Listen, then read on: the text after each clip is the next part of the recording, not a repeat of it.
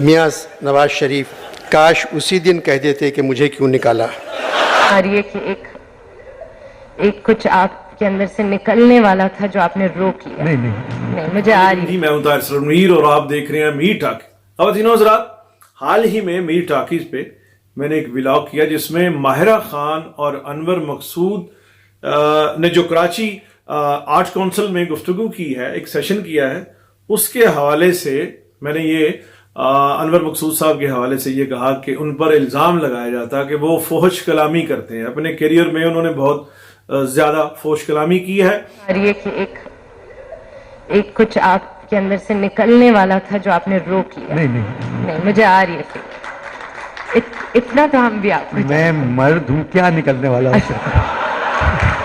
یہ جو ابھی آرٹ کونسل میں ماہرہ خان کے ساتھ انہوں نے جو سیشن کیا، اس میں بھی وہ مسلسل فحش کلامی کر رہے ہیں.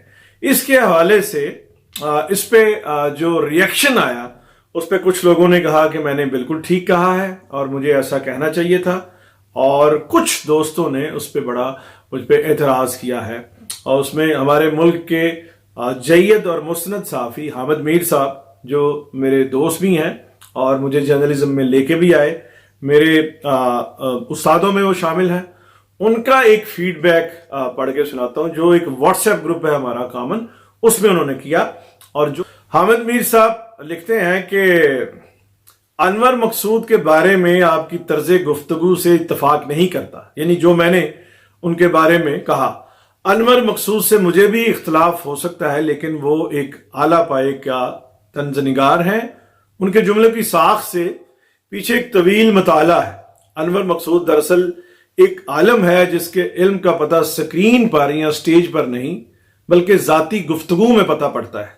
انہیں معین اختر کے پیمانے سے نہیں دیکھنا چاہیے.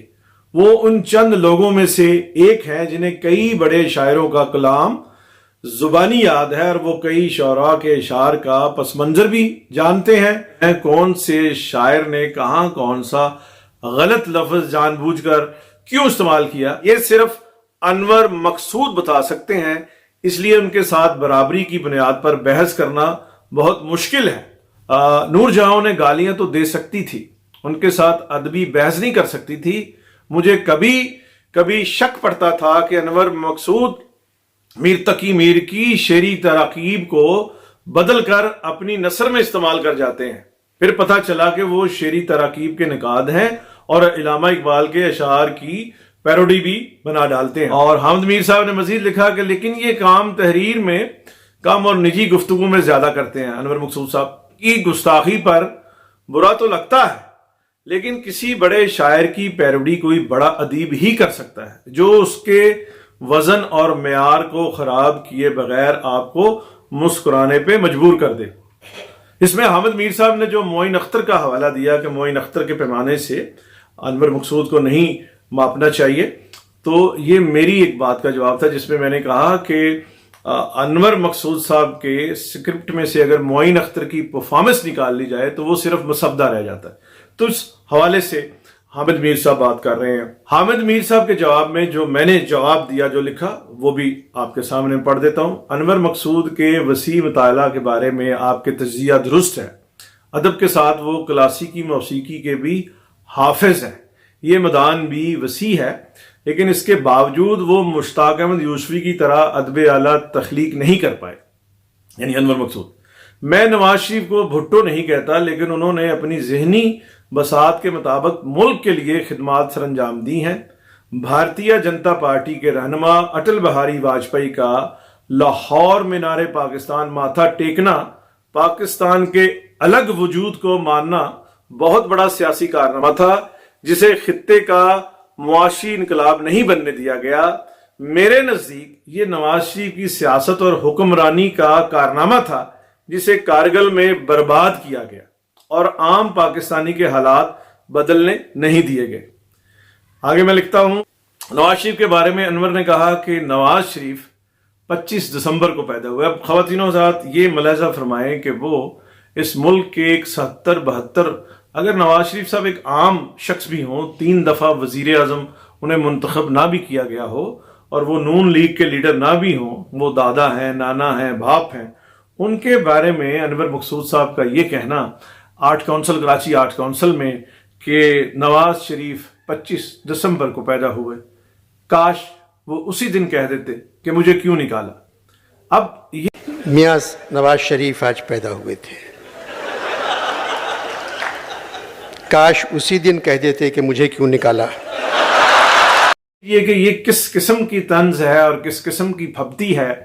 یہ تو گلی محلے میں جو بچے گلی کے نکڑ پہ بیٹھے ہوتے ہیں وہ بھی اتنی وہ بے احتیاطی اور دلیری سے اس طرح کی بات جو ہے وہ نہیں کرتے. انور مقصود صاحب نے بہرحال یہ نواز شریف کے لیے کہا، اور میں نے آگے لکھا ہے کہ انور کے ہاں یہ خیال ہے کہ فوج پنجابی ہے، اس میں ایوب ضیاء یا خان اگر پنجابی تھے تو مشرف مہاجر بھی تھے. یہ ڈیموکریٹک کہلانے کے چکر میں پنجاب اور پنجابی کو گالی نکالتے ہیں. جہاں تک عمران خان جن کا تعلق بھی پنجاب سے ہے ان کی حمایت کرتے ہیں، وہ پاپولر سینٹیمنٹ اور سوشل میڈیا سونامی سے بھی فیض یاب ہونے کے لیے ہے. آپ جانتے ہیں، یعنی حامد میر صاحب کو میں کہہ رہا ہوں کہ آپ جانتے ہیں کہ اس لہر سے عام ولاگرز کے ساتھ ساتھ بہت سے میڈیا ہاؤسز بھی فائدہ اٹھا رہے ہیں. اور میں نے آگے لکھا کہ میں نے میڈم نور جہاں کے کلمات دہرائے ہیں. فوج کلامی کی ابتدا انور مقصود صاحب نے کی، میں نے جواب دیا ہے. اگر آپ کو گراں گزرا ہے میں آپ سے معذرت کر لیتا ہوں، لیکن انور مقصود صاحب سے معذرت نہیں کروں گا. حامد میر صاحب نے لکھا کہ یوسفی صاحب اور انور مقصود کا موازنہ نہیں ہو سکتا. یوسفی صاحب مزاح نگار ہے، انور مقصود طنز اور پھبتی لکھتے ہیں. یوسفی اور انور مقصود دونوں اردو سپیکنگ ہیں، لیکن انور مقصود زیادہ پاپولر ہیں کیونکہ وہ ڈائریکٹ اٹیک کرتے ہیں، اس لیے تمام عمر نوکریوں سے نکالے جاتے رہے اور پینٹنگ بیچ کر بچوں کو پڑھایا. یہ حامد میر صاحب نے جواب میں لکھا. اس کے جواب میں نے مشرف دور میں انور مقصود کی میڈیا کے خلاف تقریر کے جواب میں کالم لکھا تھا. میں ان کا ناقد رہا ہوں، لیکن انہوں نے ایک سیاسی لیڈر کا نام لے کے میر صاحب نے لکھا ہے کہ ان کے بارے میں جو کہا وہ درست کہا. اس کے جواب میں نے حامد میر صاحب کے لیے لکھا، حامد میر صاحب کو جواب اس کے لیے میں نے دیا. انور مقصود نے یہ سب کیا ہے، لیکن بہت سے پاکستانیوں کو خاص طور پہ پنجابیوں کی توہین کرتے رہے جو قابل ستائش نہیں. اس واٹس ایپ گروپ میں ہمارے ایک کامن دوست ہیں، انہوں نے لکھا کہ مریم اورنگزیب اور مریم نواز شریف کے بارے میں تو درست لکھا اور درست کہا ہوگا انور مقصود نے، لیکن عمران خان جیسے سائنسدان کے بارے میں یہ نہیں لکھا کہ وہ بغیر شادی کے ٹیریان پیدا کر سکتے ہیں. تو ایک پھر اور اسی گروپ میں ایک اور صاحب نے لکھا کہ عمران خان کے 5 ناجائز بچے ہیں، ایک لندن، ایک سڈنی اور 3 انڈیا میں. اتفاق کرتا ہوں کہ وہ بہت علامہ آدمی ہیں، انہوں نے پڑھا ہے، شاعروں کو، ادیبوں کو، ویسٹ کا کلچر بہت بڑا ہے. اس خطے میں جو کلچر اور لٹریچر کریٹ ہوا ماضی میں، وہ ان کا انور مقصود صاحب کا بڑا مطالعہ ہے. اس کے ساتھ ساتھ ان کی میجر جو خدمات ہیں، جو ڈرامہ ہے، وہ بھی میرے سامنے ہے. جیسے لوز ٹاک، ان کا بہترین اسکور کیا انہوں نے معین اختر صاحب کے ساتھ.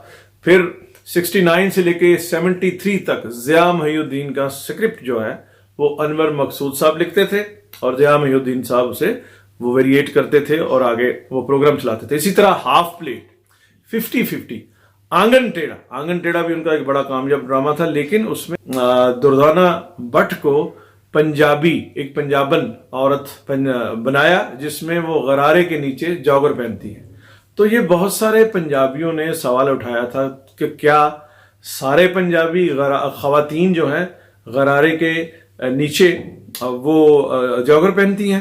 تو بہرحال یہ الزام انور مقصود صاحب پہ ہے، اور انور مقصود صاحب بہت سارے یہ صرف ملکہ ترنم نور جہاں کے سامنے انہیں امبیرسمنٹ نہیں اٹھانی پڑی، پتہ نہیں ان کو امبیرسمنٹ ہوئی بھی تھی یا نہیں. تو سی ایم سندھ عبداللہ شاہ 1992 کا واقعہ ہے کہ سی ایم سندھ تھے اس وقت عبداللہ شاہ، جو آج کے مراد علی شاہ صاحب کے والد تھے، اور وہ وزیر اعلیٰ تھے. تو انور مقصود صاحب کراچی میں ان کو ہوسٹ تھے. تو اس میں اسی طرح انہوں نے حسب روایت اور حسب عادت وزیر اعلیٰ کی آمد پہ کچھ لافٹر لے لیے. تو جب عبداللہ شاہ سٹیج پر آئے تو انہیں ایک امبیرسمنٹ کا سامنا کرنا پڑا. تو اس وقت عبداللہ شاہ نے جی ایم عبد الکریم بلوچ جو سامنے بیٹھے تھے اور G M T V Karachi تھے, تو انہیں مخاطب ہو کے کہا کہ بلوچ سائیں انور بقیہ حصہ آپ پارٹ 2 میں ملاحظہ کیجئے گا کہ وزیر اعلیٰ سندھ نے انور مقصود کو کیا سزا دی تھی. ویورز, اس چینل میر ٹاکیز کو سبسکرائب کر لیں اور یہ جو ویڈیو آپ نے ملاحظہ کی اس بارے میں ہمیں فیڈ بیک ضرور دیجیے گا.